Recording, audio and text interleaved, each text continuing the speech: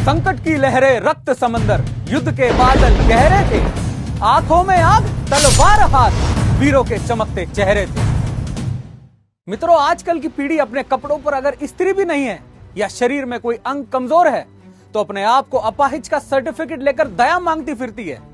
उन लोगों के लिए आज के एक राजा की कहानी महान प्रेरणा का प्रतीक हो सकती है।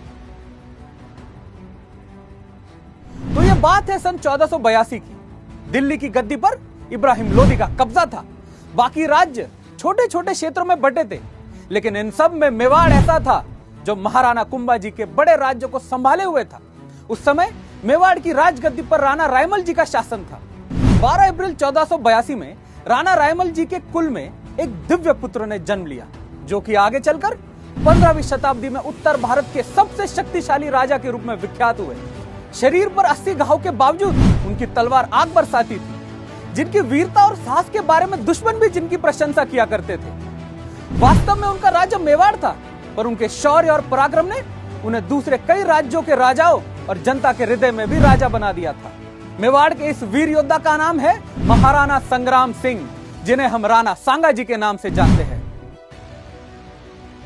वह महाराणा प्रताप जी के दादा और मेवाड़ के महाराज थे, जिन्होंने आतताई इस्लामिक आक्रमणकारियों से लड़ने के लिए इतिहास में पहली बार समस्त राजपूत शक्तियों को एकत्र किया। उन्होंने अपना शासन उत्तर में पंजाब से लेकर दक्षिण में मालवा तक और पश्चिम में सिंधु से लेकर पूर्व के ग्वालियर तक स्थापित कर दिया था। 1518 में राणा सांगा जी ने दिल्ली सल्तनत पर जबरदस्त आक्रमण कर उसे हिला दिया और इब्राहिम लोदी को हराकर उसे कैद कर लिया था। राणा सांगा जी ने अपने जीवन काल में 100 से अधिक युद्ध लड़े, जिसके कारण उनके शरीर पर 80 घाव थे, जिसकी वजह से उनका एक हाथ, एक आंख और एक पांव कट चुका था, लेकिन फिर भी अपने मातृभूमि के लिए वह लड़ते रहे। इसी कारणवश उन्हें हिंदुस्तान के इतिहास के महान योद्धा और राजाओं में से एक कहा जाता है। ऐसे महान पराक्रमी राजा राणा सांगा जी को हमारा कोटि कोटि नमन।